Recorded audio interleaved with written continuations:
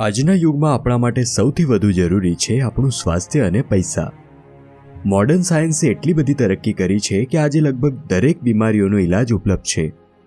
પહેલાં લોકોની average life 60થી 65 વર્ષ હતી અને હવે વધીને 70થી 75 વર્ષની થઈ ગઈ છે. પૈસાની વાત કરીએ તો આજે પણ ઇન્વેસ્ટમેન્ટ અને બિઝનેસ પ્લાનિંગની જ વાત થાય છે અને આ વસ્તુઓને સમજીને કોઈક જ સારા ઇન્વેસ્ટર બન્યા હશે. બાકી આપણે તો એ જ શીખતા આવ્યા છીએ કે ડૉક્ટર કેવી રીતે બનાય, એન્જિનિયર કેવી રીતે બનાય, લોયર કેવી રીતે બનાય. આ દરેક કોર્સ અંગે તો પૂરતો અભ્યાસ કર્યો, પરંતુ એવા કેટલાક હશે જે પર્સનલ ફાઇનાન્સ પર ભણીને મેનેજમેન્ટ શીખ્યા હોય કે કોઈએ ઘણા બધા પૈસા સેવ કરી લીધા હોય. એનું કારણ એ છે કે આપણે ફાઇનાન્સને પણ બાકી સબ્જેક્ટની જેમ જ ભણ્યા છીએ. ફિઝિક્સમાં આપણે લોકો જેમ સમજતા હતા તેમ કોઈ પણ રીતે આપણે ફાઇનાન્સને પણ સમજી લીધું. તેના રૂલ્સ, ફોર્મ્યુલા બધું જ યાદ કરી લીધું અને અહીંયા જ આપણે સૌથી મોટી ભૂલ કરી બેઠા. કારણ કે ફાઇનાન્સને ફિઝિક્સની જેમ સમજવાનું નથી હોતું, પરંતુ પૈસાની સાયકોલોજીને સમજવાનું હોય છે. તો આ પૈસાની સાયકોલોજી વિશે જાણીશું. The psychology of money, timeless lesson on wealth, greed and happiness બુકની સમરી દ્વારા, જેના ઓથર છે મોર્ગન હોસેલ. તો શરૂ કરતા પહેલા વીડી ગુજરાતી ચેનલને સબસ્ક્રાઇબ કરી બેલ આઇકન પ્રેસ કરી લો, જેથી આવી જ સંપૂર્ણ બુક સમરી આપને મળતી રહે.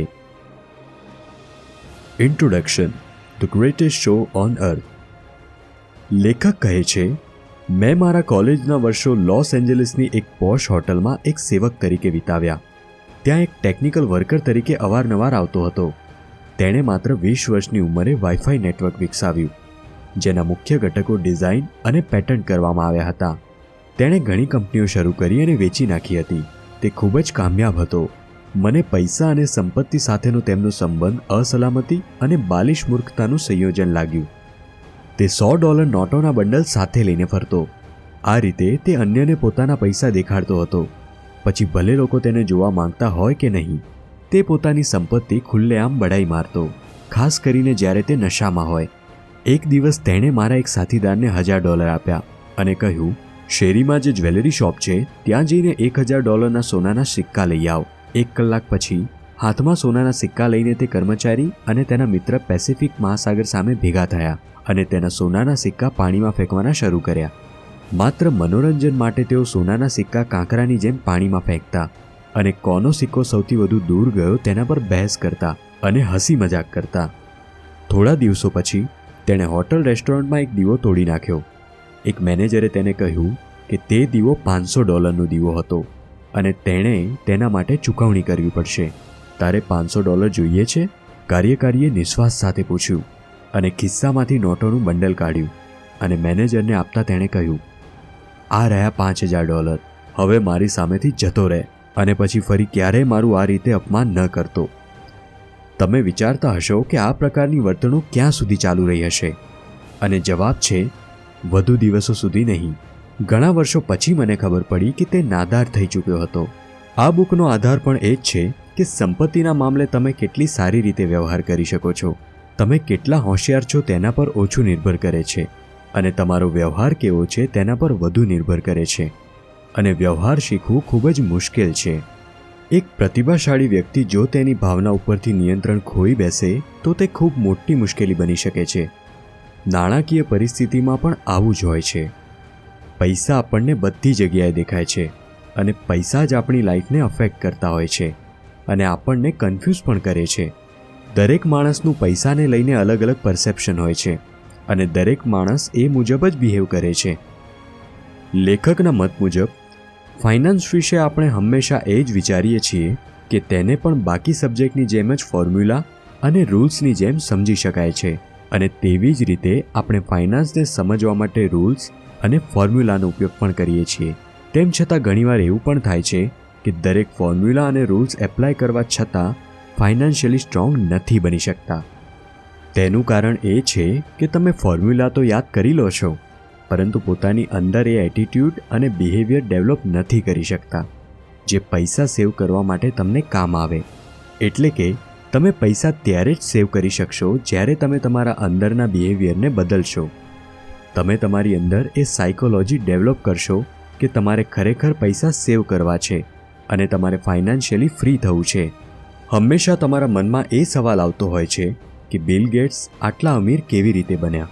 શું બિલ ગેટ્સ પોતાના લકના આધારે આટલા અમીર બન્યા કે પછી તેમણે અમીર બનવા માટે મહેનત કરી?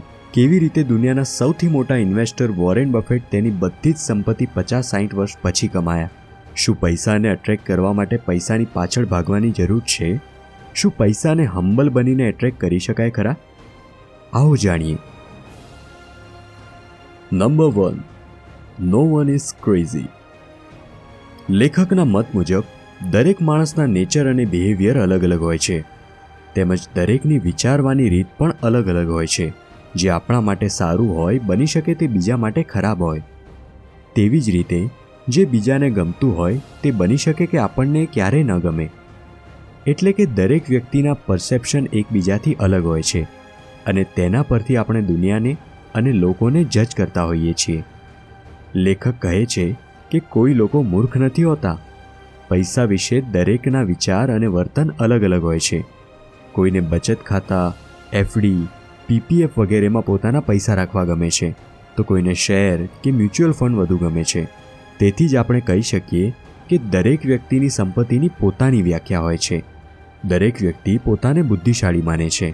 જેમ કે ગરીબીમાં ઉછરેલી વ્યક્તિ રોકાણ કરતા પહેલાં તેના પૈસાના જોખમ અને વળતર વિશે વિચારે છે, જ્યારે શ્રીમંત પરિવારનું બાળક આવું વિચારતું નથી. ફુગાવાનો દર ઊંચો હોય તેવા સમયમાં ઉછરેલી વ્યક્તિએ એ દરેક અનુભવ કર્યા હોય જે સ્થિર ભાવો સાથે ઉછરેલી વ્યક્તિએ ન કર્યા હોય.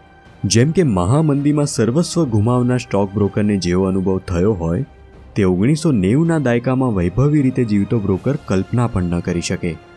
લેખક કહે છે કે પૈસા બાબતે તમે લીધેલો નિર્ણય બીજાને મૂર્ખામી ભર્યો લાગશે અને એમણે લીધેલો નિર્ણય તમને મૂર્ખામી ભર્યો લાગશે. તેથી તમારી નાણાકીય સ્વતંત્રતા એ વાત પર આધાર રાખે છે કે તમે તમારી પાસેના પૈસા સાથે કેવું વર્તન કરો છો. 2006ના નેશનલ બ્યુરો ઓફ ઇકોનોમિક્સના સંશોધનમાં અર્થશાસ્ત્રી અલરાઇક મેલમેન્ડિયર અને સ્ટીફન નેગલે કન્ઝ્યુમર ફાઇનાન્સના 50 વર્ષના કાર્યનો અભ્યાસ કર્યો, જેમાં અમેરિકનો તેમના પૈસા સાથે શું કરે છે તેની વિગતવાર માહિતી ધરાવે છે. પૂર્વધારણા મુજબ લોકોએ તેમના લક્ષ્યો અને સમયને આધારે તેમના રોકાણના નિર્ણયો લેવા જોઈએ. ઉપલબ્ધ રોકાણ વિકલ્પો અનુસાર લેવા જોઈએ, પરંતુ લોકો આવું કરતા નથી. અર્થશાસ્ત્રીઓએ શોધી કાઢ્યું કે લોકોના જીવનભરના રોકાણના નિર્ણયો તે અનુભવોથી પ્રભાવિત હતા. તેઓએ તેમના જીવનકાળ દરમિયાન જે જોયું છે તેની સાથે મજબૂત રીતે જોડાયેલા છે, ખાસ કરીને પ્રારંભિક પુખ્તાવસ્થામાં. જો તમે એવા સમયમાં ઉછર્યા છો જ્યારે ફુગાવાનો દર ઊંચો હતો, તો તમે નીચા ફુગાવાના સમયમાં ઉછરેલા લોકો કરતાં બોન્ડમાં તેમના ઓછા નાણાંનું રોકાણ કર્યું હોય. અર્થશાસ્ત્રીઓએ લખ્યું, અમારી શોધ સૂચવે છે કે રોકાણકારની જોખમની ઈચ્છા છે તે દરેકના અંગત ઇતિહાસ પર આધાર રાખે છે.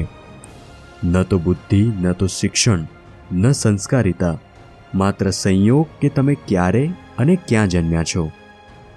ફાઇનાન્શિયલ ટાઈમ્સે 2019માં જાણીતા બોન્ડ મેનેજર બિલ ગ્રોસનો ઇન્ટરવ્યૂ લીધો હતો.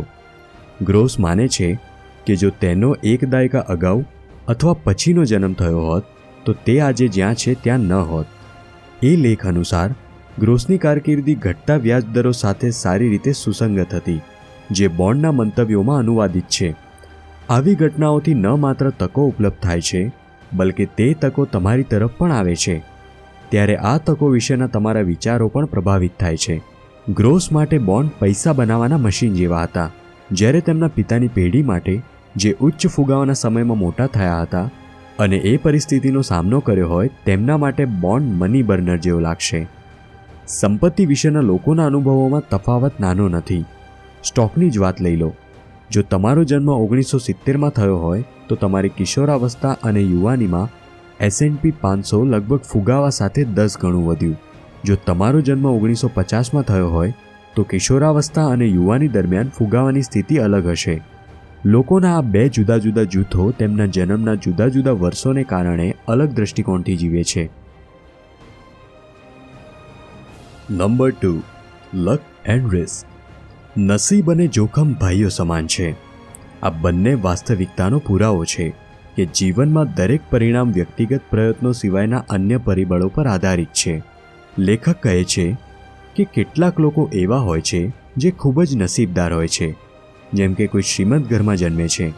પણ દરેક સાથે આવું બનતું નથી.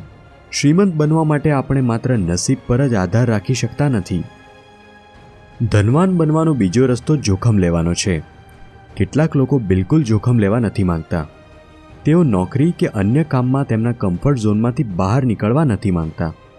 જો આપણે પૈસા કમાવા માંગતા હોય, અમીર બનવું હોય, તો આપણે આપણી ક્ષમતા પ્રમાણે જોખમ લેવું જ પડશે. બિલ ગેટ્સ વિશ્વની એકમાત્ર હાઈસ્કૂલમાં ગયા જ્યાં કોમ્પ્યુટર હતા.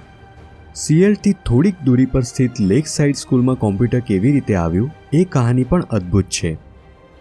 બિલ ડુગલ બીજા વિશ્વયુદ્ધમાં એક સમુદ્રી વિમાન ચાલક હતા, જેઓ પછીથી હાઈસ્કૂલમાં ગણિત વિજ્ઞાનના શિક્ષક બની ગયા હતા. તેઓ માનતા હતા કે પુસ્તકના જ્ઞાન વિના અનુભવ પૂરતા નથી. તેઓ એ પણ સમજતા હતા કે કોલેજમાં પહોંચતા સમયે આપણી પાસે કોમ્પ્યુટર હોવું જોઈએ. સ્વર્ગસ્થ માઇક્રોસોફ્ટના સહસ્થાપક પોલ એલને પણ જણાવ્યું હતું કે આગળ જતા કોમ્પ્યુટરના જ્ઞાનની જરૂર પડશે. 1968માં ડુગલે લેકસાઇડ સ્કૂલ મધર્સ ક્લબને અરજી કરી કે તેઓ વાર્ષિક છૂટ આવક લગભગ $3000 એક ટેલીટાઇપ મોડલ 30 કોમ્પ્યુટર ભાડે લઈ લે, જે સમયની વહેંચણી માટે જનરલ ઇલેક્ટ્રિક મેઇન ફ્રેમ સાથે જોડાયેલા હોય. સમય વહેંચણીના સિદ્ધાંતની શોધ 1965માં કરવામાં આવી હતી. ગેટ્સે એ પાછળથી કહ્યું. તે ચોક્કસપણે એક સ્વપ્નદ્રષ્ટા હતા. મોટાભાગની યુનિવર્સિટી, ગ્રેજ્યુએટ શાળાઓ પાસે અદ્યતન કોમ્પ્યુટર નહોતા, જે એ સમયે 8મા ધોરણમાં ભણતા બિલ ગેટ્સ પાસે હતું. ગેટ્સને તેની સાથે ખૂબ જ લગાવ હતો. ગેટ્સ 1968માં 13 વર્ષના હતા જ્યારે તેઓ તેમના ક્લાસમેટ પોલ એલનને મળ્યા હતા. એલનને પણ શાળાના કોમ્પ્યુટરનો ઉપયોગ કરવાનો ખૂબ જ શોખ હતો અને બંને મળતાની સાથે જ ગાઢ મિત્રો બની ગયા. લેક સાઇડનું કોમ્પ્યુટર ત્યાંના સામાન્ય અભ્યાસક્રમનો ભાગ નહોતું, જેમાં બિલ અને પોલ સાથે કોમ્પ્યુટરમાં પોતાની સર્જનાત્મકતા આપતા હતા. શાળા પછી મોડી રાત્રે અથવા સપ્તાહના અંતે તેઓ કામ કરતા અને કોમ્પ્યુટરમાં નિષ્ણાંત બની ગયા. ગેટ્સે એકવાર કહ્યું હતું કે મારી પાસે એક દિવસ મારી પોતાની કોમ્પ્યુટર કંપની હશે, અને અત્યારે માઇક્રોસોફ્ટનું મૂલ્ય $1 ટ્રિલિયન પણ વધુ છે. ગેટ્સે એ પણ સ્વીકાર્યું છે કે જો કોઈ લેક સાઇડ ન હોત તો માઇક્રોસોફ્ટ પણ ન હોત. ગેટ્સ ખૂબ જ સ્માર્ટ છે અને તેનાથી પણ વધુ મહેનતુ છે. તે કોમ્પ્યુટર વિશે એવી કલ્પના કરી શકતા હતા જે અનુભવી કોમ્પ્યુટર અધિકારી પણ સમજી ન શકે. હવે વાત કરીએ ગેટ્સના મિત્ર કેન્ટ ઇવાન્સ વિશે, જેણે નસીબના ભાઈ જોખમનો અનુભવ કર્યો. માઇક્રોસોફ્ટની સફળતાને કારણે બિલ ગેટ્સ અને પોલ એલનનું નામ ઘર-ઘરમાં જાણીતું બની ગયું. પરંતુ લેક સાઇડમાં કોમ્પ્યુટર્સમાં માહિર વધુ એક સદસ્ય પણ હતો. બિલ ગેટ્સ અને કેન્ટ ઇવાન્સ 8મા ધોરણમાં ખાસ મિત્રો બની ગયા. ગેટ્સ માને છે કે ઇવાન્સ વર્ગમાં શ્રેષ્ઠ વિદ્યાર્થી હતો. બંને ફોન પર ઘણી વાતો કરતા હતા. ઇવાન્સ કોમ્પ્યુટરમાં ગેટ્સ અને એલનની જેમ જ નિપુણ હતા. એકવાર તો લેક સાઇડ સ્કૂલને પણ વિદ્યાર્થીઓના વર્ગનું આયોજન કરવું મુશ્કેલ બની ગયું હતું. શાળાએ બિલ અને કેન્ટને આ આયોજન માટે કોમ્પ્યુટર પ્રોગ્રામ બનાવવા માટે કહ્યું કે જેમાં હજારો વિદ્યાર્થીઓ અન્ય અભ્યાસક્રમો સાથે મૂંઝવણમાં ન મુકાઈ જાય. પોલ એલનથી વિપરીત કેન્ટે પણ બિઝનેસ, વ્યક્તિની માનસિકતા અને બિલની જેમ મહત્વાકાંક્ષાને ધ્યાનમાં લે છે. નિયતિ અને ભાગ્ય બંને એ વાસ્તવિકતાના સાક્ષી છે કે જીવનમાં બધું જ છે. વ્યક્તિ વ્યક્તિગત પ્રયત્નો ઉપરાંત અન્ય શક્તિઓ પર પણ આધાર રાખે છે. તેઓ એટલા સમાન નથી. એકને માન આપ્યા વિના તમે બીજામાં વિશ્વાસ રાખી શકતા નથી. આ બે તેમના અસ્તિત્વનું કારણ છે, કારણ કે દુનિયા એટલી જ જટિલ છે કે તમારા 100% પ્રયત્નો બાદ પણ તમે 100% પરિણામો મેળવી શકતા નથી. નંબર 3. Never enough. પૈસાના મનોવિજ્ઞાનને સમજાવવા માટે લેખક કોલકાતામાં જન્મેલા રજત ગુપ્તાનું ઉદાહરણ આપે છે અને સમજાવે છે કે અનાથ હોવા છતાં રજત 40 વર્ષની વયે પ્રતિષ્ઠિત કન્સલ્ટિંગ ફર્મ મેકકિન્સીના CEO બન્યા હતા. 2008માં તેમની પાસે કુલ $100 મિલિયન હતા. જો તે ઈચ્છે તો કંઈ પણ કર્યા વગર વ્યાજની આવક દ્વારા બેંકમાં રાખી 2 કલાકમાં $1 લાખ કમાઈ શક્યા હોત. પણ આટલા પૈસાથી તે સંતુષ્ટ નહોતા. તે કરોડપતિમાંથી અબજોપતિ બનવા માંગતા હતા. તે સમયે તેઓ ગોલ્ડમેન સેચ ઇન્વેસ્ટમેન્ટ બેન્કિંગ કંપનીના ડિરેક્ટર હતા. તેની પાસે આટલા પૈસા હોવા છતાં તેને લાલચ જાગી અને એવું કામ કર્યું કે વર્ષોથી બનેલી પ્રતિષ્ઠા બળીને ખાક થઈ ગઈ. તે બોર્ડની બેઠકમાં મળેલી ગુપ્ત માહિતીને આર્થિક લાભ માટે વેચતા હતા. જે માટે તેને ઇનસાઇડર ટ્રેડિંગ માટે દોષિત ઠેરવવામાં આવ્યા અને જેલની સજા કરવામાં આવી હતી.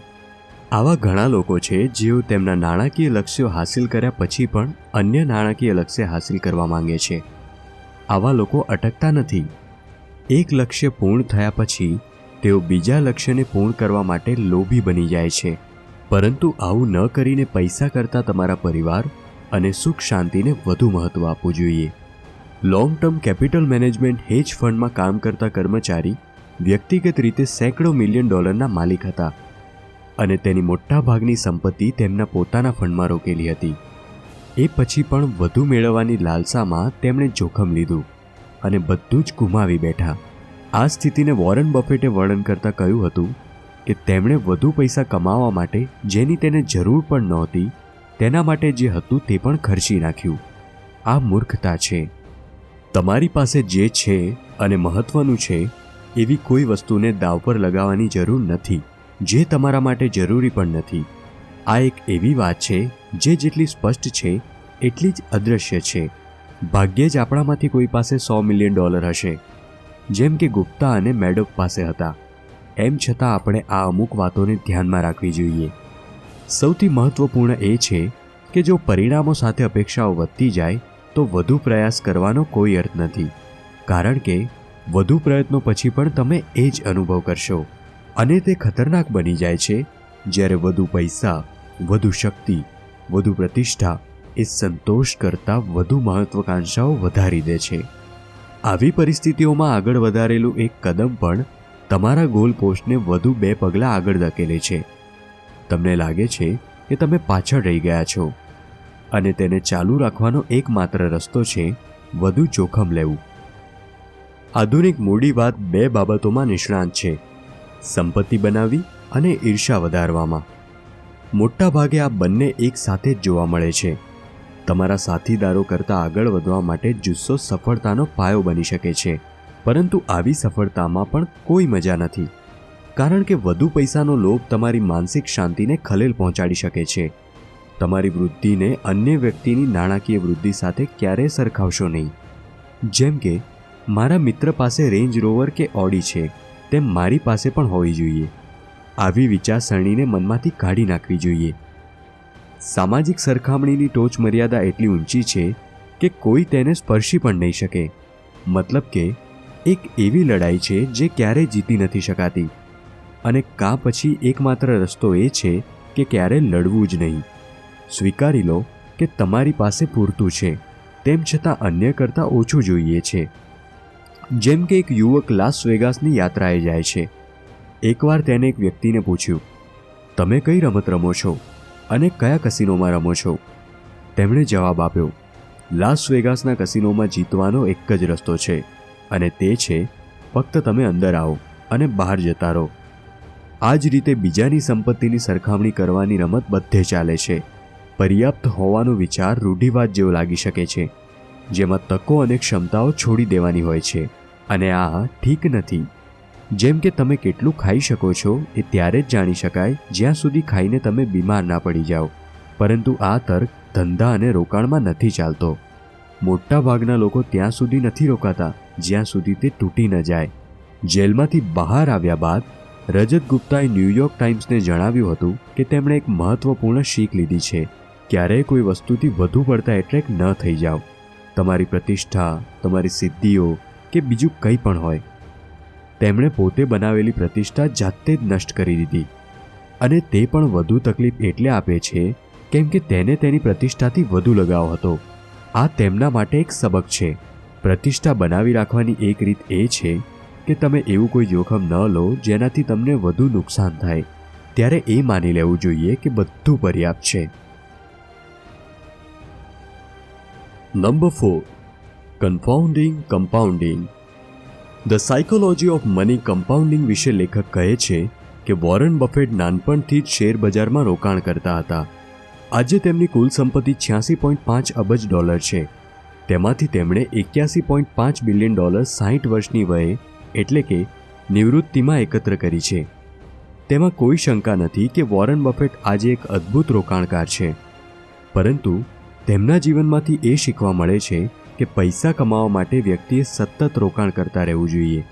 અહીં એક સામાન્ય વ્યક્તિ 20 વર્ષની ઉંમરે અભ્યાસ કરે છે.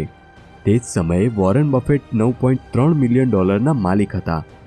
આ ઉદાહરણને જોતા એમ કહી શકાય કે વોરન બફેટની સફળતાનું સૌથી મોટું કારણ નાની ઉંમરથી જ રોકાણ છે, જે તેમણે નિવૃત્તિની ઉંમર સુધી ચાલુ રાખ્યું. વોરન બફેટે તેમની સંપત્તિ કેવી રીતે બનાવી તેના પર 2000થી વધુ પુસ્તકો લખાઈ ચૂક્યા છે. બફેટની સંપત્તિ તે સારા રોકાણકાર છે તે એક જ નથી, પરંતુ બાળપણથી જ સારા રોકાણકાર બનવાના કારણે છે. તેમણે 10 વર્ષની ઉંમરમાં જ રોકાણ કરવાનું શરૂ કરી દીધું હતું અને 30 વર્ષે તેમની સંપત્તિ $1 મિલિયન હતી. પરંતુ જો તે કોઈ સામાન્ય વ્યક્તિ હોત જેને પોતાની કિશોરાવસ્થા અને યુવા અવસ્થા દુનિયા ફરવાની આશામાં વિતાવી દીધી હોત, તો તેની સંપત્તિ $25,000 હોત.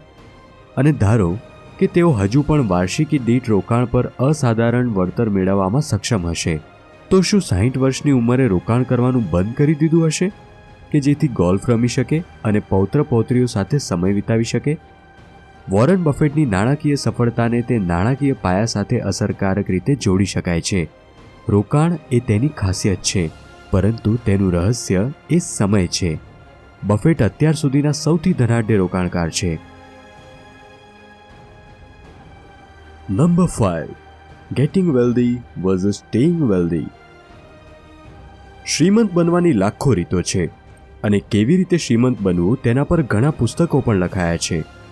પરંતુ થોડી કરકસર અને અસુરક્ષાના સંયોજન સાથે શ્રીમંત રહેવાનો એક જ રસ્તો છે. ઓથર મોર્ગન હોન્સેલ શ્રીમંત બનવા વિશે કહે છે કે અમીર બનવું ખૂબ જ સરળ છે, પરંતુ કાયમ અમીર બની રહેવું એટલું સરળ નથી.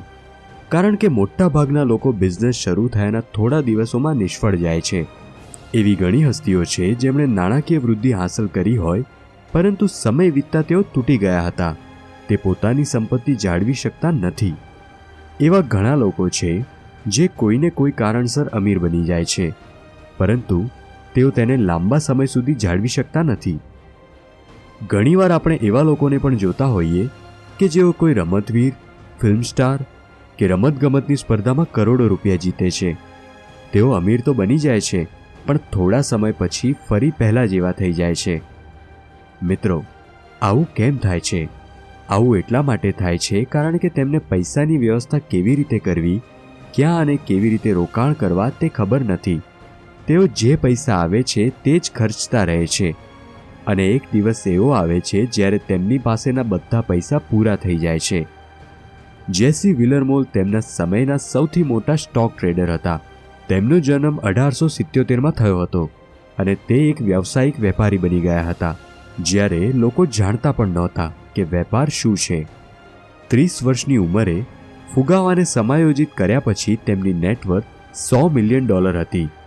1929માં જેસી વિલરમોલ વિશ્વના સૌથી જાણીતા રોકાણકારોમાંના એક હતા. તે વર્ષે શેરબજારમાં કડાકો થતાં મહામંદીની શરૂઆત થઈ હતી. તેણે પણ ઇતિહાસમાં વિલરમોલના વારસાને મજબૂત બનાવ્યો. ઓક્ટોબર 1929માં એક જ સપ્તાહમાં શેરબજારના ત્રીજા કરતાં વધુ મૂલ્યનો નાશ કરવામાં આવ્યો હતો. જે દિવસોને પાછળથી કાળો સોમવાર, કાળો મંગળવાર અને કાળો ગુરુવાર નામ આપવામાં આવ્યું હતું. વિલરમોરની પત્ની ડોક્ટર રોથી ખૂબ જ ડરેલી હતી. જ્યારે તેમના પતિ 29 ઓક્ટોબરની સાંજે ઘરે પહોંચ્યા, વોલ સ્ટ્રીટના સટ્ટેબાજોની આત્મહત્યાના સમાચાર આખા ન્યૂયોર્કમાં ફેલાઈ ગયા હતા. તેઓએ તેમના બાળકો સાથે રડતા રડતા દરવાજા પર જેસી વિલરમોરનું સ્વાગત કર્યું. તેની માતા તો એટલી વ્યથિત હતી કે તે બીજા રૂમમાં રડી રહી હતી. જીવન ચરિત્રકાર ટોમ રૂબીથોર્નના જણાવ્યા મુજબ જેસી શું થઈ રહ્યું છે તે સમજતા પહેલા થોડી ક્ષણો માટે સ્તબ્ધતામાં ઊભા રહી ગયા હતા. પછી તેણે તેના પરિવારને સમાચાર આપ્યા. નસીબ અને આદિકાળની સમજ દ્વારા તે શેરબજારમાં ઘટાડા પર દાવ લગાવી રહ્યો હતો. તમારો મતલબ કે અમે બરબાદ નથી થયા? ડૉક્ટર રોથીએ પૂછ્યું. ના, આજનો દિવસ વેપારમાં મારો શ્રેષ્ઠ દિવસ હતો. અમે ગૌરવપૂર્ણ રીતે સમૃદ્ધ છીએ અને આપણે જે જોઈએ તે કરી શકીએ છીએ, જેસીએ કહ્યું. આમ, જ્યારે અનેક રોકાણકારો માટે જે દિવસ સૌથી વધુ ખરાબ હતો, તે જ દિવસ આ વ્યક્તિ માટે સૌથી સારો દિવસ હતો. કારણ કે એક જ દિવસમાં જેસી વિલરમોલે $3 બિલિયનથી પણ વધુની કમાણી કરી. શેર બજારના ઇતિહાસના સૌથી ખરાબ મહિનામાં તેઓ વિશ્વના સૌથી ધનિક વ્યક્તિઓમાંના એક બન્યા. જ્યારે જેસી વિલરમોરનો પરિવાર આ શાનદાર સફળતાની ઉજવણી કરી રહ્યો હતો, ત્યારે અન્ય એક વ્યક્તિ નિરાશામાં વોલ સ્ટ્રીટની શેરીઓમાં ભટકતો હતો. અબ્રાહેમ જર્મન્સ્કી એક કરોડપતિ રિયલ એસ્ટેટ બિલ્ડર હતા, જેમણે 1920ના દાયકાના તોફાની દાયકામાં નોંધપાત્ર સમૃદ્ધિ હાંસલ કરી હતી. જેમ જેમ અર્થતંત્રમાં તેજી આવી, તેણે તે જ કર્યું જે વર્ચ્યુઅલ રીતે દરેક અન્ય સફળ ન્યૂયોર્કવાસીઓએ કર્યું: શેરબજારના વધતા ભાવો પર ભારે હોડ લગાવી. તો આપણે પૈસા મેળવવા કેવી રીતે, તે વિચારવાની સાથે સાથે એ પણ વિચારવું જોઈએ કે પૈસા મળી ગયા પછી તેને જાળવી કઈ રીતે રાખવા.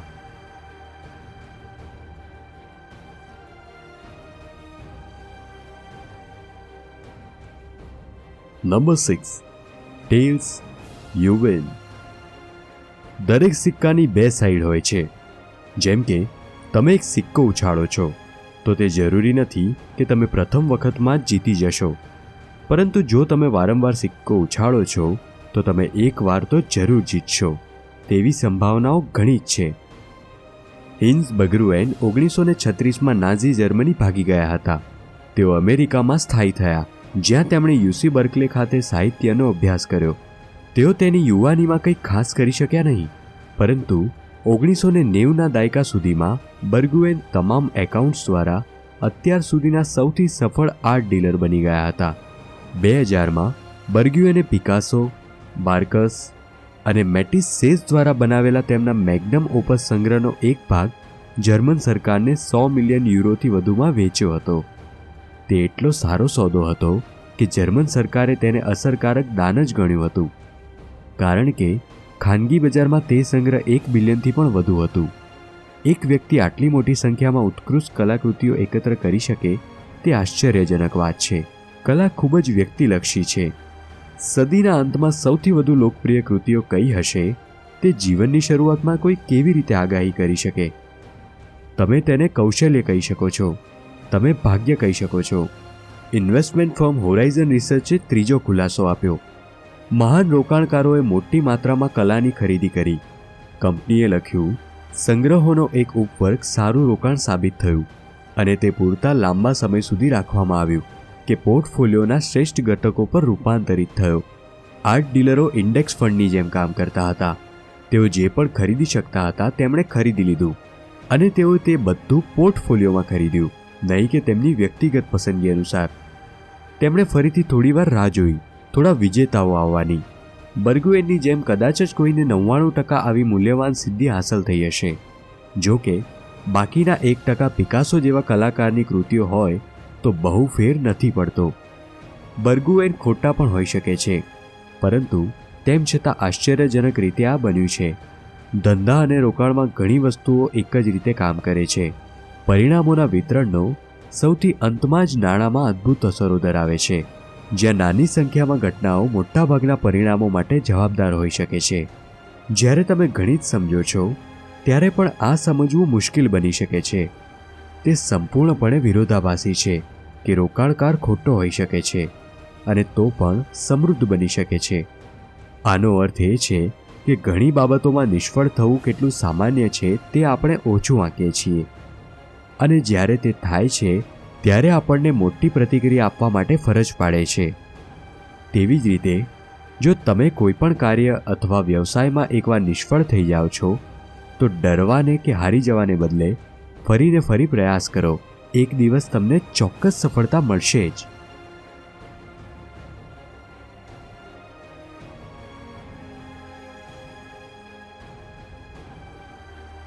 નંબર 7. ફ્રીડમ. આઝાદી કોને નથી ગમતી? દરેક વ્યક્તિ આર્થિક રીતે મુક્ત રહેવા માંગે છે. સાચી કમાણી તેને જ કહેવાય જે તમને સમયની સ્વતંત્રતા આપે. સમૃદ્ધિનું સર્વોચ્ચ સ્વરૂપ એ છે કે દરરોજ સવારે ઉઠીને કહેવાની ક્ષમતા રાખવી કે આજે હું જે ઈચ્છું તે કરી શકું છું. લોકો સુખ મેળવવા માટે અમીર બનવા માંગે છે. સુખ એક જટિલ વિષય છે, કારણ કે દરેક વ્યક્તિ એકબીજાથી અલગ છે. પરંતુ જો ત્યાં સુખનો એક સામાન્ય સંપ્રદાય છે, સુખનું સર્વવ્યાપક બળતણ તે છે કે લોકો તેમના જીવન પર નિયંત્રણ મેળવવા માંગે છે. તમે શું કરવા માંગો છો, ક્યારે, કોની સાથે અને કેટલા સમય સુધી કરવા માંગો છો તે કરવાની ક્ષમતા અમૂલ્ય છે. પ્રોપર્ટીમાંથી મળતું આ સૌથી મોટું ડિવિડન્ડ છે. ઘણા લોકો જીવનભર પૈસા કમાતા રહે છે. તેમની પાસે પોતાના માટે સમય નથી હોતો. તેઓ પોતાના પરિવાર માટે કે પોતાના માટે સમય નથી કાઢી શકતા. એક સફળ ઉદ્યોગપતિ ડેરેક સીવર્સે એકવાર એક મિત્ર વિશે લખ્યું, જેણે તેને તેની ધન દોલતની વાર્તા વિશે પૂછ્યું. મારી પાસે મેનહેટનમાં નોકરી હતી, જેમાંથી હું $20,000 કમાઈ શક્યો. લગભગ લઘુત્તમ વેતનની આ નોકરીમાં મેં ક્યારેય બહાર ખાધું નથી કે ટેક્સી ક્યારેય નથી લીધી, કારણ કે મારા કુલ રહેવાનો ખર્ચ દર મહિને $1,000 હતો અને મારી માસિક આવક $1,800 હતી. મેં આ નોકરીને 2 વર્ષ સુધી કરી અને $12,000 બચાવ્યા. ત્યારે હું 22 વર્ષનો હતો. જ્યારે મારી પાસે $12,000 હતા ત્યારે મેં મારી નોકરી છોડી દીધી અને પૂર્ણ સમયનો સંગીતકાર બન્યો. હું જાણતો હતો કે દર મહિને મને કંઈક કામ મળશે જેથી મારો ખર્ચ નીકળી જશે. તેથી જ હું મુક્ત હતો. મેં 1 મહિના પછી ફરીથી મારી નોકરી છોડી દીધી અને ફરી ક્યારેય કામ કર્યું નહીં. જ્યારે મેં મારા મિત્રને આ વાર્તા કહી ત્યારે તેણે પૂછ્યું કે આગળ શું થયું. મેં કહ્યું, ના, વાર્તા બસ એટલી જ છે. તેણે કહ્યું, ના, તે તારી કંપની વેચી દીધા પછી શું થયું. મેં કહ્યું, મારા જીવનમાં તેનાથી બહુ ફરક નથી પડ્યો. મારી બેંકમાંથી વધુ પૈસા આવ્યા, પરંતુ બદલાવ હું 22 વર્ષનો હતો. જો તમારી પાસે પૈસા છે અને તમે સારી રીતે અને કેવી રીતે કમાવું તે જાણો છો, તો તમે તમારા કામને આઉટસોર્સ પણ કરી શકો છો, જેના વિશે જાણી તમારી લાઈફમાં એપ્લાય કરી શકો છો. Number 8. Man in the car paradox. Valet હોવાનો સૌથી મોટો ફાયદો એ છે કે તમે શ્રેષ્ઠમાંથી શ્રેષ્ઠ કાર ચલાવી શકો છો. એક વખત મહેમાનો ફરારી, લેમ્બોર્ગિની, રોલ્સ રોય જેવી અદ્ભુત કાર ચલાવીને આવ્યા હતા. આ પ્રકારની કાર રાખવાનું હંમેશા મારું સપનું હતું, કારણ કે તે અન્ય લોકોને ખૂબ જ મજબૂત સંકેત આપે છે કે તમે પહોંચી ગયા છો, તમે સ્માર્ટ છો, તમે સમૃદ્ધ છો, તમારી રુચિ પણ ગજબ છે, તમે મહત્વપૂર્ણ છો. પરંતુ મેં ભાગ્યે જ તેમના ડ્રાઈવરોને જોયા હશે. જ્યારે તમે કોઈને સરસ કાર ચલાવતા જુઓ છો ત્યારે તમે એમ નહીં વિચારો કે વાહ, કેટલી અદ્ભુત કાર છે. તેના બદલે તમે વિચારો છો, વાહ, જો મારી પાસે આ કાર હોત તો હું કેટલો અદ્ભુત હોત. ભલે તે અર્ધજાગ્રત મનમાં હોય કે ન હોય. દરેક લોકો એવું જ વિચારે છે. અહીં એક વિરોધાભાસ છે. લોકો વધુને વધુ સંપત્તિની શોધમાં હોય છે, જેથી કરીને તેઓની પણ અન્ય લોકો પ્રશંસા કરે. પરંતુ વાસ્તવમાં તેઓ ઘણીવાર તમારી પ્રશંસા કરવામાં નિષ્ફળ જાય છે. એટલા માટે નહીં કે તેઓ સંપત્તિને વખાણવા યોગ્ય નથી માનતા, પરંતુ તેઓ તમારી સંપત્તિનો ઉપયોગ વખાણ માટે તેમના પોતાના લોભના માપદંડ તરીકે કરે છે. મારા પુત્રના જન્મ પછી મેં જે પત્ર લખ્યો તેમાં લખ્યું હતું કે તું વિચારીશ કે તારે મોંઘી કાર, સરસ ઘડિયાળ અને મોટું ઘર જોઈએ છે, પણ તને જણાવી દઉં કે એવું નથી. તું જે ઈચ્છે છે તે અન્ય લોકો તરફથી આદર અને પ્રશંસા છે, અને તને લાગે છે કે મોંઘી વસ્તુઓ ખરીદવાથી તને તે મળશે. સામાન્ય રીતે એવું ક્યારેય બનતું નથી, ખાસ કરીને એવા લોકો તરફથી કે જેમના આદર અને પ્રશંસા તમે મેળવવા માંગતા નથી. વેલેટ તરીકે કામ કરતી વખતે મેં આ શીખ્યું. તે જ્યાં પણ જતો, લોકો તેને આ રીતે જોતા, અને મને ખાતરી છે કે તેને તે ગમ્યું જ હશે. મને ખાતરી છે કે તેઓ તેમની પ્રશંસા અને કદર કરશે. પણ શું તેઓ જાણતા હતા કે મને તેમની બિલકુલ પરવા નથી અને મેં તેમના પર ધ્યાન પણ નથી આપ્યું? શું તેઓ જાણતા હતા કે હું બસ કાર તરફ જોતો હતો અને કલ્પના કરતો હતો કે હું ડ્રાઈવરની સીટ પર બેઠો છું? શું તેણે એ વિચારીને ફરારી ખરીદી હતી કે તે તેને ગૌરવ અપાવશે કે હું અને કદાચ મોટાભાગના અન્ય લોકો તેના કાર્યોથી પ્રભાવિત થાય છે? એક ક્ષણ માટે પણ નસીબ વિશે વિચારી શકતા નથી? શું આ ખ્યાલ મોટા મકાનોમાં રહેતા લોકોને પણ લાગુ પડે છે? તે એક સૂક્ષ્મ માન્યતા છે કે લોકો ઘણીવાર અન્ય લોકો પાસેથી આદર અને પ્રશંસાની આશા રાખે છે, અને તમે પૈસાથી સારામાં સારો સામાન ખરીદી કરો છો તો પણ તમે અપેક્ષા કરો છો તેટલું માન અને પ્રશંસા મેળવી શકતા નથી. જો તમારું ધ્યેય આદર અને પ્રશંસા મેળવવાનું છે તો પછી ધ્યાન રાખો કે તમે તે કેવી રીતે કરો છો. નમ્રતા, દયા અને કરુણા તમને વધુ માન આપશે. તેથી આવી ભૌતિક વસ્તુઓની પાછળ ક્યારેય ન દોડો, બલકે તે પૈસાને કેટલીક સારી વસ્તુઓમાં રોકાણ કરો જે તમને સારો અનુભવ મળશે number 9. Wealth is what you don't see. Luxury car, બંગલો અને બ્રાન્ડેડ કપડાં, ગેજેટ્સ વગેરે જે દેખાય છે તેને સંપત્તિ કહેવામાં આવે છે. પરંતુ રોકાણ, મિલકત, વ્યવસાય અને બચત વગેરે જેવી સંપત્તિ પ્રતિબિંબિત નથી થતી. જ્યારે મહત્ત્વની વાત તો એ છે કે રોકાણ કરીને સંપત્તિમાં વધારો કરી શકાય છે, તેમજ એ સંપત્તિ સૌથી વધુ મહત્ત્વની છે. ધારો કે તમારા મિત્રનો પગાર 1 લાખ છે અને તમારે પણ એટલો જ છે. તે એક મોંઘી કાર ખરીદે છે જેની કિંમત 10 લાખ રૂપિયા છે, તો તે અમીર દેખાશે. જ્યારે હવે તમારી પાસે તેનાથી 10 લાખ વધુ હશે. મોટા ભાગના લોકો આવું વિચારે છે, કારણ કે આપણે હંમેશાથી જે દેખાય છે તેને જ સંપત્તિ માનતા આવ્યા છીએ. જ્યારે જે વ્યક્તિએ કોઈક વસ્તુ ખરીદીને પૈસા વાપર્યા છે તેનાથી વધુ પૈસા હવે તેના જેટલું જ કમાતી વ્યક્તિ પાસે હશે, કારણ કે તેને કોઈ વસ્તુ નહીં લેતા એ પૈસાને કોઈ સારા કામ માટે કે પછી ભવિષ્ય માટે સાચવી રાખ્યા છે. એટલા માટે આજે તમારે ધનવાન બનવાની કોશિશ કરવી પડશે, શ્રીમંત બનવા માટે નહીં. જો તમે પણ ઈચ્છો છો કે તમારા વખાણ થાય, દુનિયા તમારી સામે જુએ, તમારી સંપત્તિથી તમારું સ્ટેટસ નક્કી થાય, તો બેશક તમારે તમારી કમાણીનો મોટો હિસ્સો લક્ઝરી પાછળ વાપરવો જોઈએ. પરંતુ જો તમે હાલ પૂરતી ફેમ નથી ઈચ્છતા અને વધુ સેવિંગ કરીને ભવિષ્ય સુધારવા માંગતા હોય, તો હાલ પૂરતા માત્ર ખર્ચ પર જ ધ્યાન આપીને બાકીના પૈસાની તમે ભવિષ્ય માટે બચત કરશો. નંબર 10. Save money. શું બચત કરવી યોગ્ય છે? શું બચત કરવા માટે લોકોને મનાવવા પડે છે? શું બચત એ જરૂરી છે? હા, બચત કરવી જ જોઈએ, તો જ ભવિષ્ય માટે કોઈ યોગ્ય વિચાર કરી શકાય છે. એમ છતાં ઘણી વખત લોકોને બચત કરવા મનાવવા પડે છે. સાંભળતા એવું લાગે છે કે પૈસા બચાવવા માટે પણ કોઈને કહેવું પડે ખરું? પરંતુ પૈસા સિવાય પણ ઘણી એવી વસ્તુઓ, ઘણા સ્ત્રોતો બચાવવા જરૂરી છે, જેના માટે અંતે તો પૈસા જ કામ આવે છે.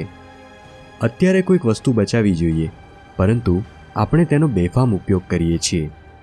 એક સમયે તેનો સ્ત્રોત ખૂટી જશે, ત્યારે આપણે તેના બદલામાં કોઈક બીજી વસ્તુ શોધવી પડશે અથવા બહારથી તે મંગાવવી પડશે, જે ખૂબ જ ખર્ચાળ સાબિત થઈ શકે છે.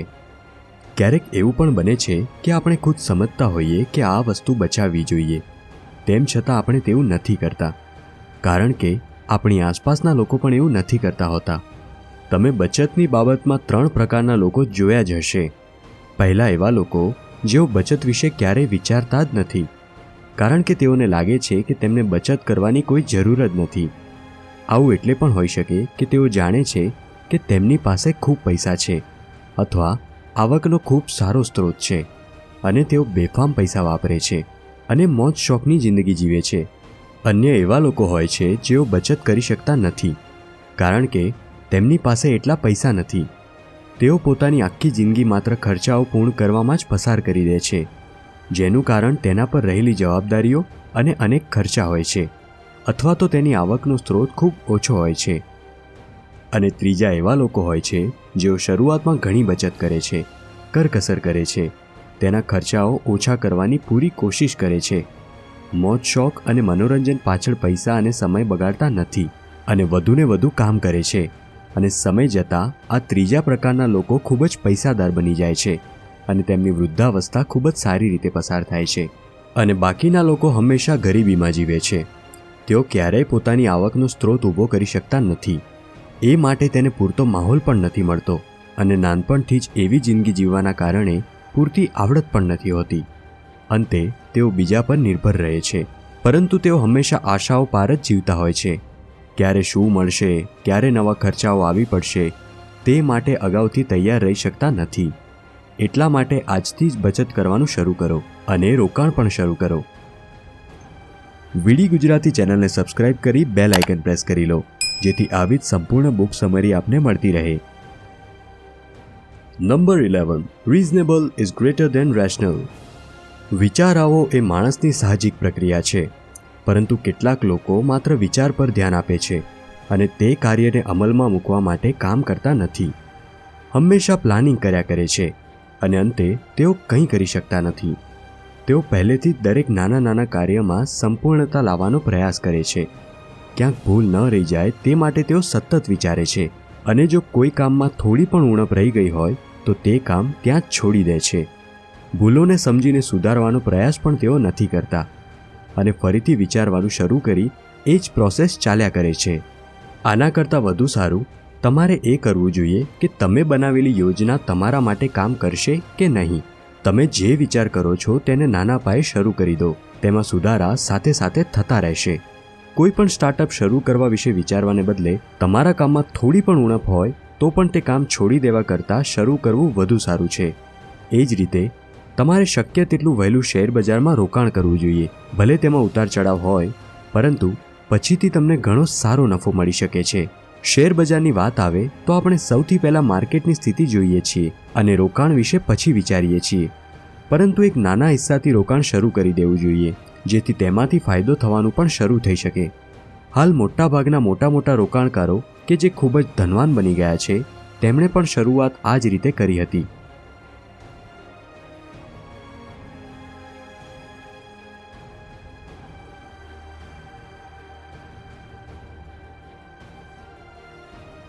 નંબર 12. સરપ્રાઇઝ. આપણું આખું જીવન સરપ્રાઇઝમાં જ જાય છે. કોઈને ખબર નથી કે આપણને ક્યાં અને કયા તબક્કે સરપ્રાઇઝ મળશે. આપણે હંમેશા બધા જ પ્રકારના સરપ્રાઇઝ માટે તૈયાર રહેવું જોઈએ. આપણે પૈસા, કારકિર્દી અને વ્યવસાયને લગતા ઘણા સરપ્રાઇઝ પણ આપણે અનુભવ કરવા પડે છે. જેમ કે કોઈ ધંધો બંધ સિઝનમાં સંપૂર્ણપણે નીચે જાય છે અને પછી જ્યારે સિઝન આવે ત્યારે તે ફરી ઉઠી જાય છે. રોકાણમાં એક સામાન્ય કહેવત છે જેને મજાકમાં કહેવામાં આવે છે કે આ વખતે વાત અલગ છે. જો તમે એ વ્યક્તિને ખોટી સાબિત કરવા માંગતા હો કે જે આ અનુમાન કરે છે કે ભવિષ્ય ભૂતકાળને બરાબર પ્રતિબિંબિત કરશે નહીં, તો કહો, ઓહ, તો તમે વિચારો છો કે આ સમય અલગ છે, તો તે વાત છોડી દો. રોકાણકાર જ્હોન ટેમ્પલ્ટનના જણાવ્યા અનુસાર રોકાણમાં આ 5 સૌથી વધારે ખતરનાક શબ્દો છે. આ વખતે વાત અલગ છે. જો કે ટેમ્પલે ધાર્યું હતું કે ઓછામાં ઓછા 20% બાબત અલગ પડે છે. દુનિયા બદલાતી રહે છે અને ખરેખર બદલાય પણ છે. અને આ ફેરફારો એવા છે જે સમય જતાં મહત્વપૂર્ણ બની જાય છે અને અમુક સમય પછી જતા પણ રહે છે. માઇકલ બેટનિકે તેને આ રીતે મૂક્યું: રોકાણમાં 13 સૌથી ખતરનાક શબ્દો, રોકાણમાં 5 સૌથી ખતરનાક શબ્દો છે અને એ છે કે આ વખતે વસ્તુ અલગ છે. આનો અર્થ એ નથી કે સંપત્તિ વિશે વિચારતી વખતે આપણે ઇતિહાસની અવગણના કરવી જોઈએ, પરંતુ અહીં એક મહત્વપૂર્ણ વળાંક છે. તમે ઇતિહાસમાં જેટલું આગળ વધશો તેટલું વધુ શેષ તમે શીખી શકશો. લોભ અને ડર સાથે લોકોનું જોડાણ, તણાવમાં હોય ત્યારે તેઓ શું કરે છે અને તેઓ પ્રેરક પ્રત્યે કેવી પ્રતિક્રિયા આપે છે તે સમયાંતરે થતી રહે છે. મિલકતનો ઇતિહાસ આવી બાબતો માટે ઉપયોગી છે, પરંતુ ચોક્કસ વલણો, ચોક્કસ વેપારો, ચોક્કસ ક્ષેત્રો, બજારો વિશેના ચોક્કસ વ્યૂહાત્મક સંબંધો અને લોકોએ તેમના પૈસા સાથે શું કરવું જોઈએ તે હંમેશા વિકસિત થાય છે. તેવી જ રીતે જો કોઈ વ્યક્તિ ધંધામાં કૌભાંડ કરે છે જેની તમને ખબર નથી, તો તમારો વ્યવસાય ગમે ત્યારે ડૂબી શકે છે. જેથી તમારે જીવનમાં હંમેશા સાવચેત રહેવું જોઈએ.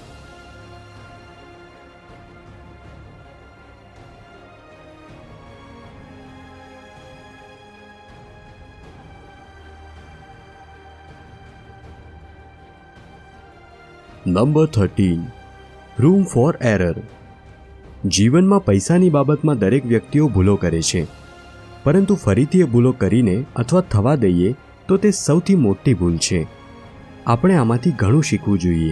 આપણે પૈસા કમાવા માટે કામ કરી રહ્યા છીએ તો ક્યારેક તેમાં નુકસાન પણ થઈ જતું હોય છે, પરંતુ એ ભૂલોમાંથી શીખીને ફરીથી ઊભા કઈ રીતે થવું તે માટે તમારે જરૂરી પ્લાનિંગ કરી લેવું જોઈએ.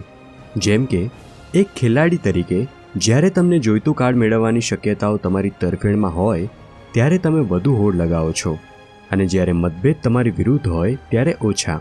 એ કેવી રીતે થાય છે તેની પ્રક્રિયા અહીં મહત્વપૂર્ણ નથી. મહત્વની બાબત તો એ છે કે બ્લેક જેક કાર્ડ કાઉન્ટર જાણે છે કે તેઓ તકની રમત રમી રહ્યા છે જેમાં નિશ્ચિતતા નથી હોતી.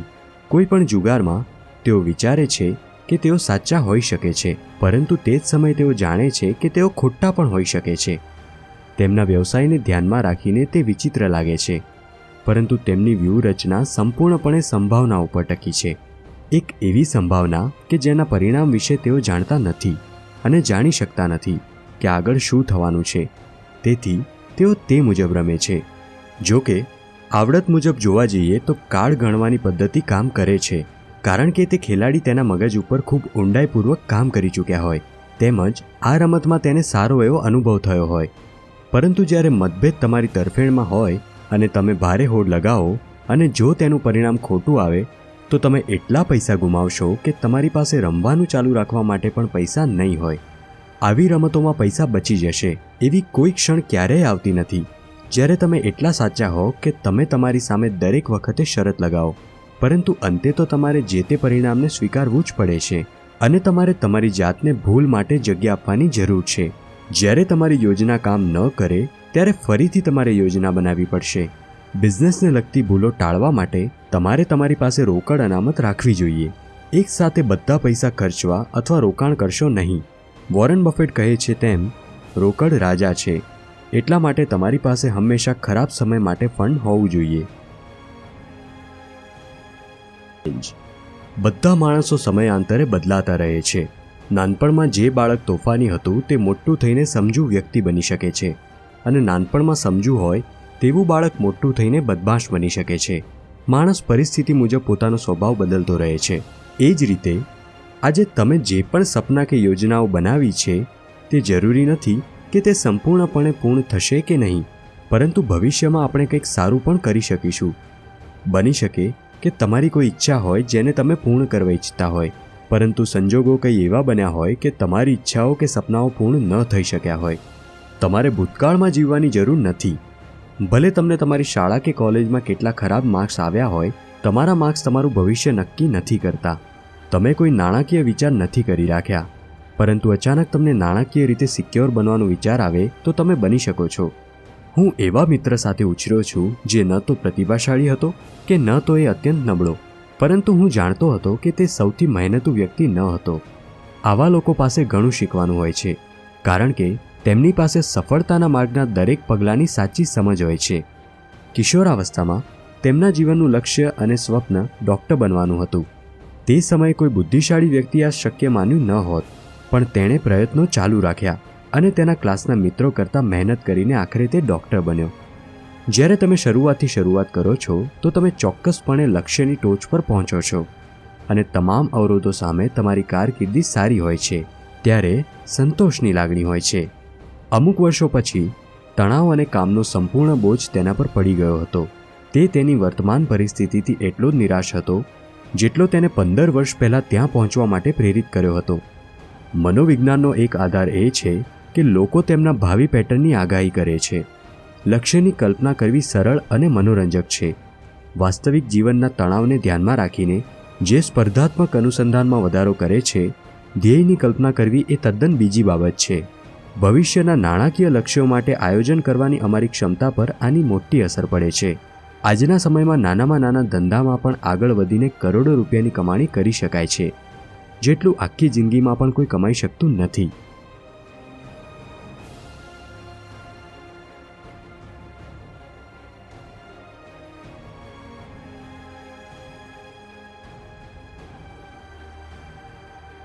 નંબર 15.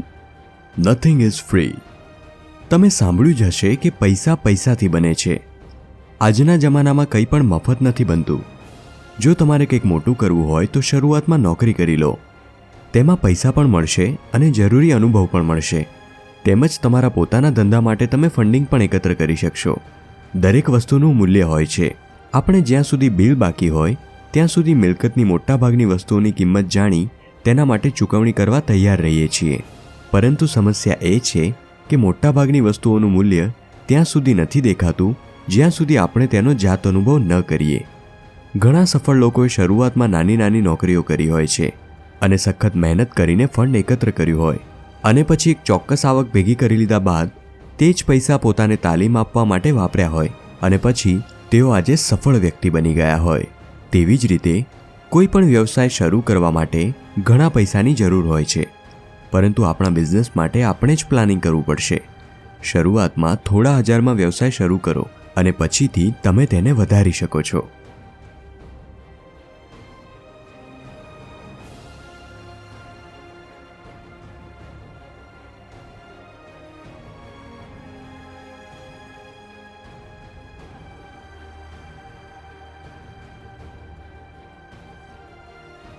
નંબર 16, યુ એન્ડ મી. પૈસો ક્યારે એકલા કમાઈ કે ખર્ચી નથી શકાતો. તમારે આ બંનેમાં બીજાની મદદ લેવી પડશે. 2000ના દાયકાની શરૂઆતમાં .com બબલના વિસ્ફોટથી કુટુંબની સંપત્તિમાં $6.2 ટ્રિલિયન ઘટાડો થયો. હાઉસિંગ બબલના અંતથી $8 ટ્રિલિયન ઘટાડો થયો. નાણાકીય રીતે તે કેટલું વિનાશક હોઈ શકે છે તેના પર વધુ પડતો ભાર મૂકી શકાય નહીં. આખરે આ બધું કેમ થાય છે અને આવું શા માટે થતું રહે છે? આપણે આપણા પાઠ કેમ શીખતા નથી? અહીં સામાન્ય રીતે સ્વીકૃત જવાબ એ છે કે લોકો લોભી હોય છે અને લોભ એ માનવ સ્વભાવની અદમ્ય લાક્ષણિકતા છે. આ સાચું હોઈ શકે છે અને મોટાભાગના લોકો માટે તે એક સરસ જવાબ છે. એ લોકો નાણાકીય નિર્ણયો લે છે જેનો તેમને પાછળથી પસ્તાવો થાય છે અને તેઓ ઘણીવાર અજ્ઞાનતા અને તર્કના અભાવે આમ કરે છે. પરંતુ જ્યારે આ નિર્ણયો લેવામાં આવ્યા હતા ત્યારે તેઓ તેમના માટે મહત્વપૂર્ણ હતા.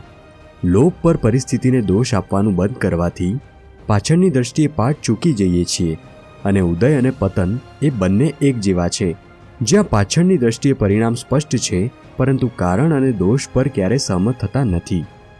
રોકાણના વળતર માટે પણ સ્પર્ધા છે અને દરેક સમયે દરેક સંપત્તિની માલિકી હોવી જોઈએ, કારણ કે કોઈ એવું વિચારવા માંગતું નથી કે તેઓ વધુ પડતી મિલકતના માલિક છે. પાછળની દ્રષ્ટિએ પાઠ શીખવાને બદલે અમે કદાચ આ આંગળીઓ નિંદા તરફ દોરીએ છીએ. મને નથી લાગતું કે આપણે ક્યારેય સંપૂર્ણ રીતે સમજાવી શકીશું કે શા માટે આવું થાય છે. યુદ્ધ શા માટે થાય છે તે પૂછવા જેવું જ છે. તેના લગભગ ઘણા કારણો હોય છે. તેમાંના ઘણા વિરોધાભાસી અને બધા વિવાદાસ્પદ હોય છે. આ એક ખૂબ જ જટિલ વિષય છે જેના સરળ જવાબો નથી. જો તમે સ્વભાવથી ઇન્ટ્રોવર્ટ છો તો પણ તમારે અન્ય લોકો સાથે વ્યવસાય કેવી રીતે કરવો તે શીખવું જ પડશે. તમે બીજાને જેટલું મહત્ત્વ આપો છો તેટલું પોતાને પણ આપો અને લોકોને માન આપતા શીખો. સારા અને બુદ્ધિશાળી લોકો આદરના ભૂખ્યા હોય છે, તેથી તેને ક્યારેય તમારો અહંકાર ન બતાવો.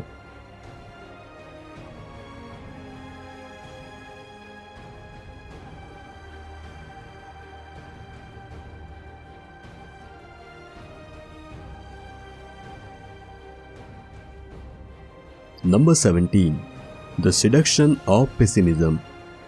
આશાવાદી રહેવું સારું છે, પણ આંધળો આશાવાદ રાખવો સારો નથી. તે તમને ડૂબાડી શકે છે. જો કોઈ વિદ્યાર્થી ભણતો નથી અને વિચારે છે કે તે પાસ થઈ જશે તો તેમ થવું મુશ્કેલ છે. તેવી જ રીતે જો કોઈ વ્યક્તિમાં ટેલેન્ટ ન હોય અને તે કંઈ પણ પ્રાપ્ત કરવાનું વિચારે તો તે કરવું પણ એટલું જ અશક્ય છે. મોટાભાગના લોકો માટે આશાવાદ એ શ્રેષ્ઠ વિકલ્પ છે, કારણ કે મોટાભાગના લોકો માટે એ મોટાભાગે વધુ સારું બને છે. પરંતુ સાથે જ નિરાશાવાદ પણ આપણા હૃદયમાં વિશેષ સ્થાન ધરાવે છે. નિરાશાવાદ માત્ર આશાવાદ કરતાં વધુ માન્ય નથી, તે વધુ સમજદાર પણ લાગે છે. તે બૌદ્ધિક રીતે સંલગ્ન છે અને તે આશાવાદ કરતાં વધુ ધ્યાન મેળવે છે, જે ઘણીવાર જીવલેણ અજ્ઞાન હોવાનું માનવામાં આવે છે. આશાવાદ એટલે બધું સારું થશે એવું નથી. આશાવાદ એ એવી માન્યતા છે કે સમય જતાં સારા પરિણામો મેળવવાની સંભાવનાઓ તમારી તરફેણમાં છે, પછી ભલે તમારે રસ્તામાં અનેક મુશ્કેલીઓનો સામનો કરવો પડે. લોકોની વાતો સાંભળવાને બદલે સવારે ઉઠીને તેઓ પહેલાં કરતાં વધુ સારા અને વધુ ઉત્સાહી બનવાનો પ્રયાસ કરે છે. તે સરળ ખ્યાલ આશાવાદીઓનો આધાર છે. તે જટિલ નથી. મોટાભાગના લોકો માટે આ જ સૌથી યોગ્ય વિકલ્પ છે. દિવંગત ગણિતશાસ્ત્રી હેન્સ રોલિંગે તેને અલગ રીતે કહ્યું, હું આશાવાદી નથી, હું ખૂબ જ ગંભીર છું. જો કે નિરાશાવાદ હોવો પણ ખૂબ જ જરૂરી છે. તમારે જોવું પડશે કે શું મુશ્કેલ છે અને શું સરળ છે અને પછી તે મુજબ તમારી કુશળતા પર કામ કરો. એટલા માટે તમારે આશાવાદ અને નિરાશાવાદ વચ્ચે સંતુલન જાળવવું પડશે, તો જ તમે સફળ થઈ શકશો.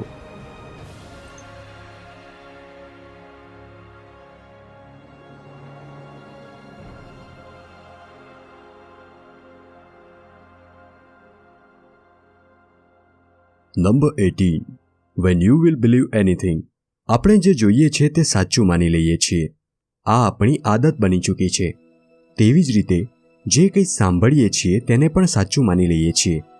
અમુક વખત આપણે આવી રીતે છેતરાઈ પણ જઈએ છીએ, જેના બે પરિણામ મળે.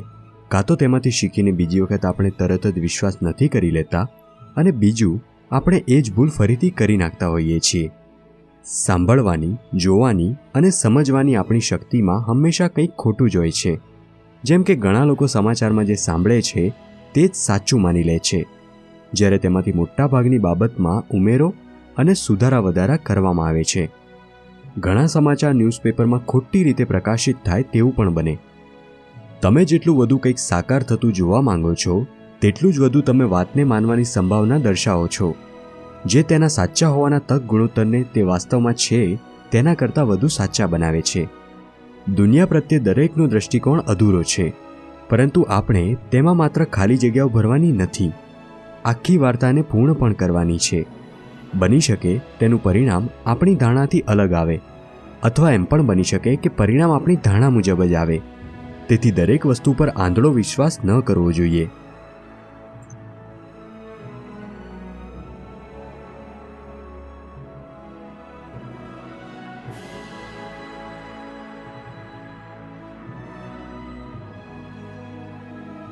નંબર 19. ઓલ ટુગેધર નાવ. આ પ્રકરણમાં લેખકે અત્યાર સુધી દર્શાવેલ તમામ બાબતોનો સારાંશ આપ્યો છે અને કેટલીક મહત્વપૂર્ણ ટિપ્સ પણ આપી છે. તમારે હંમેશા નમ્ર અને પ્રામાણિક રહેવું જોઈએ. તમારી અંદર અહંકાર બિલકુલ ન હોવો જોઈએ. એવો કોઈ ખોટો નિર્ણય ન લો જેનાથી તમારી આર્થિક સ્થિતિ બગડે. નિર્ણય એવો હોવો જોઈએ જેનાથી તમને માનસિક શાંતિ મળે. ક્લેરેન્સ હ્યુજીસ 1931માં ડેન્ટિસ્ટ પાસે ગયા. તેના દાંતમાં ખૂબ દુખાવો થતો હતો. તેના ડેન્ટિસ્ટે તેને પીડા ઘટાડવા માટે એક એનેસ્થેટિક આપ્યું હતું. કલાકો પછી ક્લેરેન્સ જાગ્યા ત્યારે તેના 16 દાંત અને કાકડા નીકળી ગયા હતા. અને પછી શસ્ત્રક્રિયાની જટિલતાઓને કારણે એક અઠવાડિયા પછી ક્લેરેન્સનું અવસાન થયું. તેની પત્નીએ ડેન્ટિસ્ટ પર દાવો માંડ્યો, પરંતુ શસ્ત્રક્રિયા ખોટી થઈ તે માટે નહીં. 1931માં દરેક સર્જરીમાં દુવિધાઓ રહેતી જ હતી. તેની પત્નીના જણાવ્યા મુજબ ક્લેરેન્સે ક્યારેય સર્જરી માટે સંમતિ આપી ન હતી, અને જો તેઓને પૂછવામાં આવ્યું હોત તો પણ તેઓએ ન જ આપી હોત. આ મામલો કોર્ટમાં પણ ગયો, પણ કંઈ થયું નહીં. 1931માં ડૉક્ટર અને દર્દી વચ્ચેનો કરાર એટલો પારદર્શક નહોતો. એક અદાલતે સારાંશ આપ્યો કે ડૉક્ટરોને શ્રેષ્ઠ તબીબી નિર્ણયો લેવાની સ્વતંત્રતાની જરૂર છે. તેના વિના આપણે વિજ્ઞાનની પ્રગતિનો લાભ લઈ શકતા નથી. સમયની કદર કરતા શીખો. કોઈ અચાનક ધનવાન બની જતું નથી. નિષ્ફળતાને સ્વીકારતા શીખો અને ક્યારેય હિંમત હારશો નહીં. તમારી અંદર રોકાણની આદત હોવી જોઈએ. શક્ય તેટલી વહેલી તકે આર્થિક રીતે મુક્ત થાઓ.